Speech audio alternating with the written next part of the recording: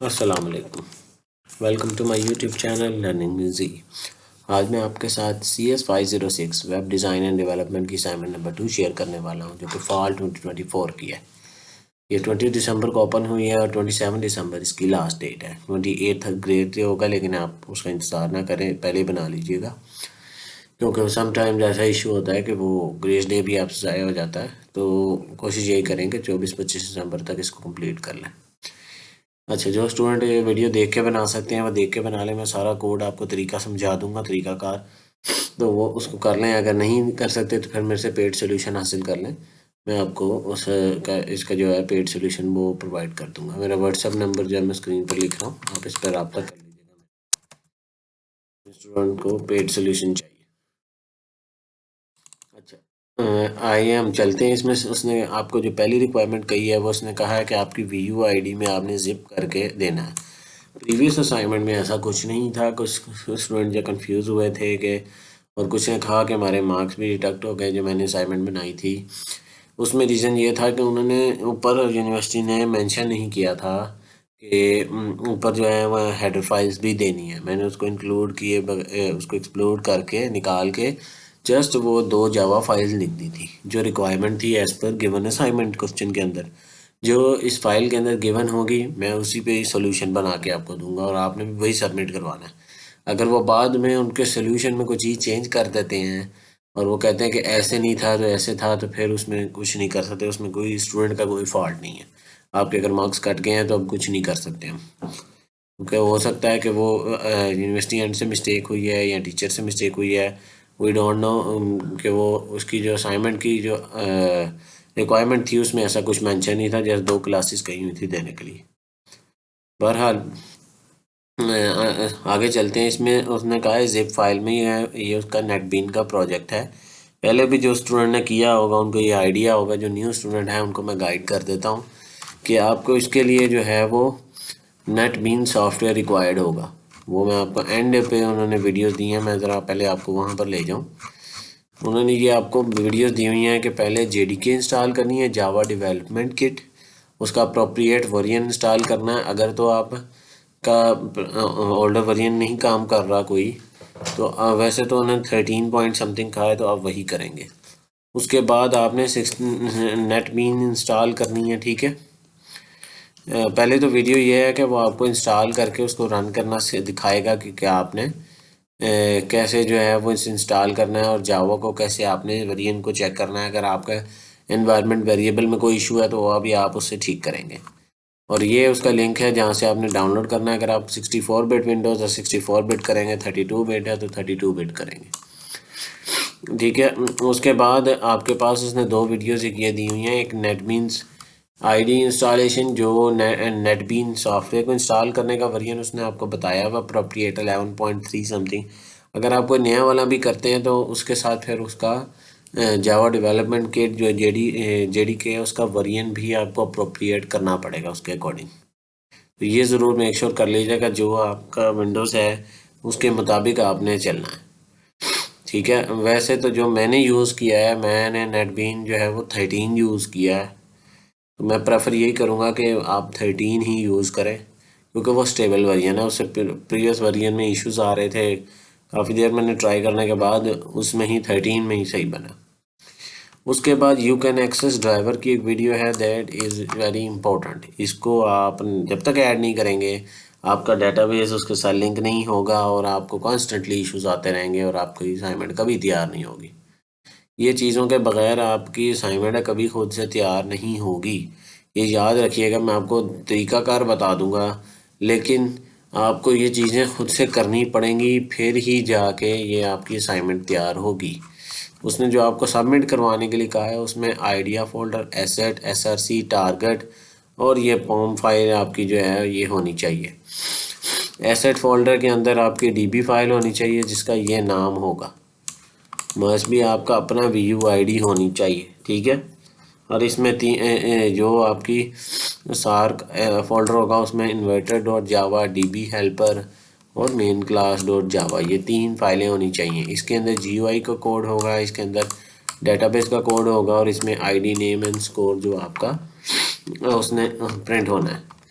ये बेसिकली आपका इस तरह का लुकआउट सिमिलर टू दैट, आपका इस तरह का अगर नहीं भी बनता तो इशू कोई नहीं है, थोड़ा सा डिज़ाइनिंग में इशू आ जाता है तो वो एक्सेप्टेबल होगा, लेकिन अगर उसकी जो फंक्शनैलिटी है उसमें हो उनको मसला होगा तो फिर एक्सेप्टेबल नहीं है। ठीक है, सिंपल सा है कि वो एक ग्राफिक यूज़र इंटरफेस बनेगा। मैं आपको दिखाता हूँ कि नेटबीन के अंदर मैं आपको पहले सारा कोड दिखा देता हूँ।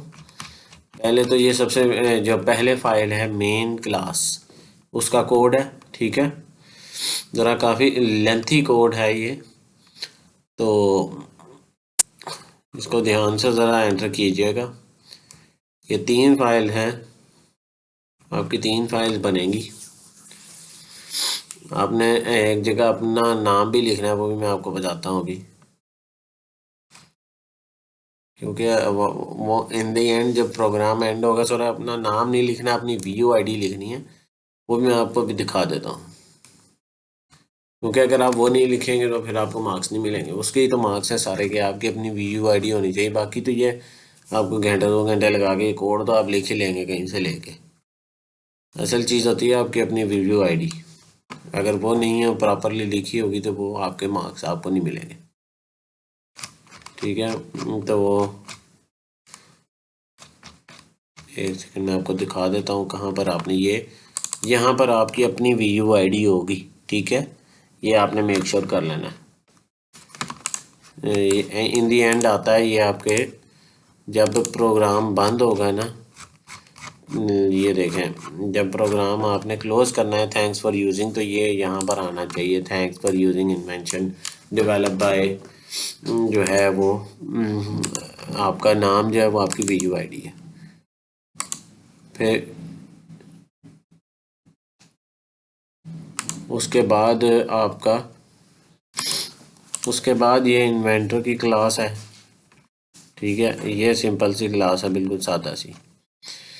उसके बाद डीबी हेल्पर की क्लास है, जिसमें बेसिकली ये जो है वो आपका पाथ बनता है। यही असल चैलेंजिंग टास्क आपका यही है। ठीक है, क्योंकि जब तक आपकी ये फ़ाइल एक्सेस नहीं होगी आपकी वीओ आईडी के नाम से जो भी डेटाबेस की फ़ाइल है, तब तक आपका जो है वो डेटाबेस लोड नहीं होगा और आपका प्रोग्राम रन नहीं होगा। इन चीज़ों को आपने ख़ास तौर पे आपने मद्देनज़र रखना है। ये सारी जो बातें मैं कोड तो आप कर लेंगे, कोड करना दैट्स नॉट एन इशू, आपको इंटरनेट से भी मिल जाएगा, आप किसी जगह से हेल्प लेके आप कर सकते हैं। लेकिन सारा इशू ये आता है कि ये जो इसकी सेट करनी होती है ना चीज़ें, फ़ाइलें क्रिएट करनी है, आपने 3 फाइलें क्रिएट करनी है। एक पहले तो मेन क्लास क्रिएट हुई होगी, इन्वर्टर डीबी हेल्पर ये सारी क्रिएट करनी है, और फिर डिपेंडेंसी पॉम फाइल के अंदर ऐड करनी है। ये डिपेंडेंसी है, ये वो आपको जब यू कैन एक्सेस वाली आप देखेंगे ना वीडियो, तो उसमें आपको ये सिखाएगा सारी कि कैसे डिपेंडेंसी ऐड करनी है, कहाँ से आपको डिपेंडेंसी मिलेगी, कौन सा वेरिएंट आपने डिपेंडेंसी का ऐड करना है।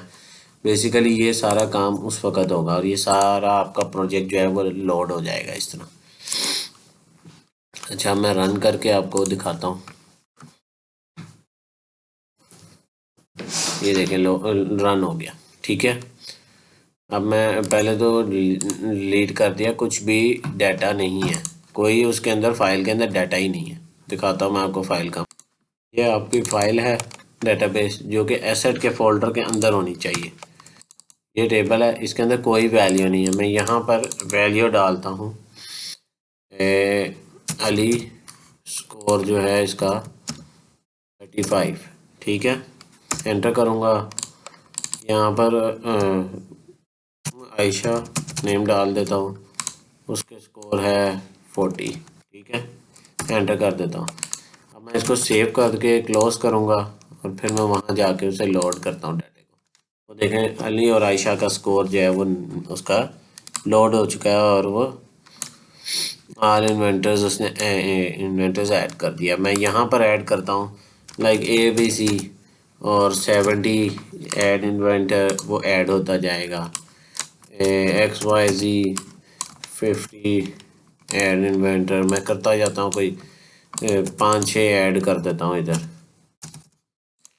ठीक है, आपने कोई भी नेम से करना चाहते हैं नेम से कर दें, जैसे भी करना चाहते हैं, उसमें कोई तो आप यहाँ पर जो है वो कोई भी आप ऐड कर लीजिए, लाइक मैंने और ऐड करता जा रहा हूँ मैं,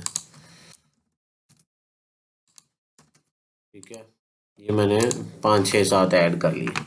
यहाँ पर भी वैसे ही आपको जो है वो उसके अंदर बताया हुआ है कि ऐड हो जाएंगे। अब मैंने विनर लिस्ट जो फाइंड करनी है, मैं यहाँ पर व्यू विनर लिस्ट टॉप 3 जिनके सबसे ज़्यादा होंगे वो आ जाएंगे। लोड डाटा करूँगा तो सारे आ जाएंगे। ये डिलीट आल करूँगा। अभी मैं आपको एक डिलीट आल करने से पहले मैं आपको दिखाऊँ, हमारी डेटाबेस फाइल थी वो, अब वो देखें कि वो अपडेट हो चुकी हुई है। आप देख रहे हैं कि वो अपडेट हुई हुई है। उसके अंदर जो मैंने वैल्यूज डाली थी, अब मैं यहाँ से डिलीट करता हूँ, यस कर दूँगा। अब ये डेटाबेस फाइल मैं इसको क्लोज करूँगा और दोबारा ओपन करूँगा तो वो डाटा वहाँ से रिमूव हो चुका है। इसका मतलब ये कि कनेक्शन इज़ एस्टेब्लिश, आपके प्रोग्राम बिल्कुल ठीक चल रहा है, इसमें कोई इशू नहीं है, कोड आपका बिल्कुल ठीक है और इन दी एंड आपकी VUID प्रिंट होनी चाहिए। That's it. ये आपकी असाइनमेंट है, ठीक है। जिसको पेड सोल्यूशन हासिल करना है वो मेरा व्हाट्सएप नंबर पर रब्ता कर ले। सारी एक्सेप्शंस और हर चीज़ जो इस प्रोग्राम के अंदर यूज़ होनी थी वो मैंने कोड में यूज़ की हुई है। मैं आपको ये पूरा एसेट का फ़ोल्डर जो है डाल के ये सारा फ़ोल्डर प्रोजेक्ट का प्रोवाइड करूँगा। नेटबीन या इसमें उन्होंने दोनों में चॉइस दिया, आप दोनों कोई और यूज़ करना चाहते हैं तो कर लें, नहीं तो ये नेटबीन जो है वो ज़्यादातर यही यूज़ होता है और आपको पढ़ाया भी यही किया हुआ। अच्छा, इसमें हर चीज़ ईच एंड एवरीथिंग जो अकॉर्डिंग टू प्रोजेक्ट है वो कंप्लीट है। तो मेरी वीडियो पसंद आई है तो मेरे चैनल को सब्सक्राइब करें, मेरी वीडियो को लाइक करें, ज़्यादा से ज़्यादा स्टूडेंट के साथ शेयर करें ताकि वे देख के बेहतरीन असाइनमेंट तैयार कर सकें। मिलते हैं अगली वीडियो में, तब तक के लिए अल्लाह हाफिज़, अस्सलाम वालेकुम।